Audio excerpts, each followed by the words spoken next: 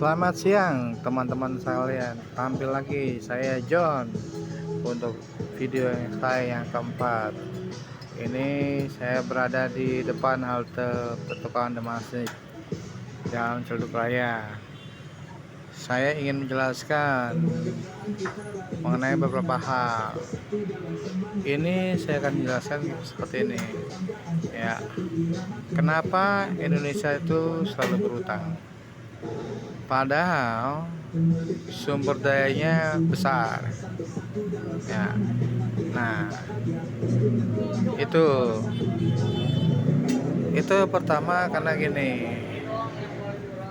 Dari zaman Soekarno ke zaman Soeharto, ya, itu tidak ada yang namanya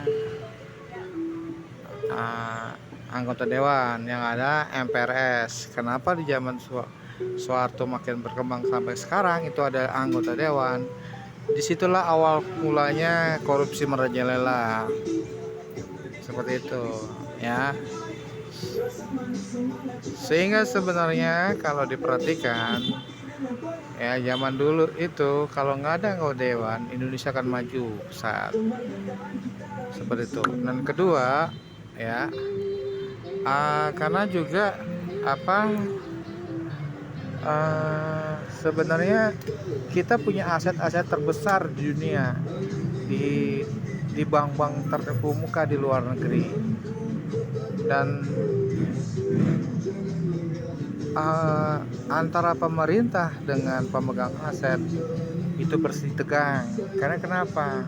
Karena pemerintah tidak mau kerjasama dengan pemegang aset, seperti itu. Yang dia inginkan hanya kepentingan pribadinya saja, kepentingan pemerintahnya saja, tapi tidak ada untuk kepentingan masyarakat. Jadi kalau kita lihat dana-dana atau uang-uang yang ada di bank-bank luar, di prime bank, itu besar sekali. Itu bisa kuadran triliun. Tapi kenapa yang diinginkan pemerintah ini hanya mengatasnamakan masyarakat, padahal intinya tidak ada. Saya bisa buktikan. Sebagian masyarakat berobat menggunakan BPJS, tapi biaya pengobatannya, obat-obatannya ada yang nggak di-cover oleh BPJS. Sejak di situ saja sebenarnya dari BPJS itu, di video saya yang kedua itu dijelaskan bahwa udah ada jaminan untuk perputaran uangnya, untuk pembayaran dan pengobatan masyarakat. Tapi kenapa tidak ada transparansinya?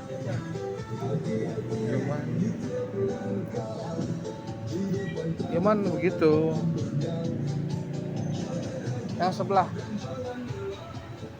jadi yang sebelumnya sudah saya jelaskan. Yang saya jelaskan juga, masyarakat selalu dibawa-bawa oleh pemerintah, sedangkan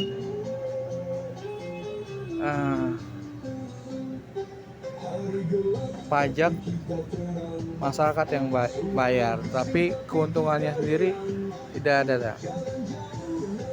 Nah, pertanyaan ini sebenarnya harusnya dijawab, ya kan?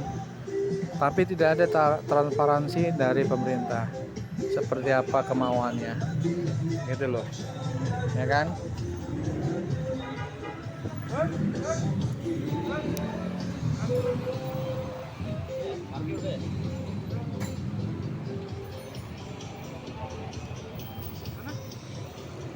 Ya, oke, siap.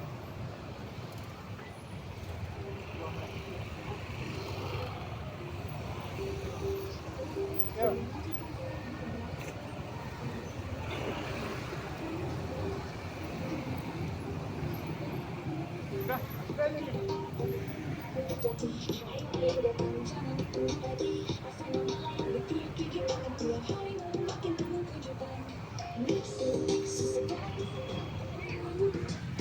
Jadi kebanyakan yang nggak jelas itu di pemerintahannya, tidak ada transparansinya, seperti itu. Kalau pemerintah bisa mau kerjasama dengan pemegang aset, itu jelas. Saya akan jelaskan juga bahwa sebenarnya dana-dana terbesar itu ada, tapi ketika uang itu mau masuk ke Indonesia, itu pemerintah sudah menetapkan pajak sebesar 60%.